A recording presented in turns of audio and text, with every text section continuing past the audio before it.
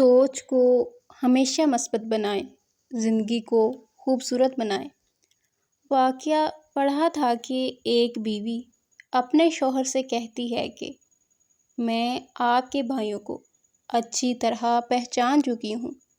جیسے ہی آپ کے پاس مال نظر آنے لگتا ہے، آپ کے بھائی آپ کے پاس آنا شروع کر دیتے ہیں، تحائف کا تبادلہ بھی شروع ہو جاتا ہے اور دعوتیں بھی ہونے لگتی ہیں۔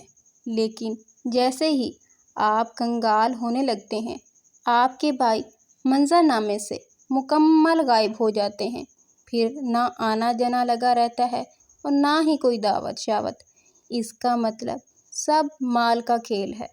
شوہر بولتا ہے، پگلی، اس بات پر تو مجھے میرے بھائیوں پر فخر ہے، کیونکہ وہ جیسے ہی دیکھتے ہیں کہ ہمارا بھائی لاڈ اٹھا سکتا ہے تو فوراً قریب آ جاتے ہیں، اور جیسے ہی دیکھتے ہیں کہ اب ہمارا بھائی ہمارے لاڈ نہیں اٹھا سکتا تو فوراً غائب ہو جاتے ہیں، تاکہ ہم اپنے بھائی کے اوپر بوجھ نہ بن سکیں۔ معیاری اور مثبت سوچ ہمیشہ انسان کو پرسکون رکھتی ہے۔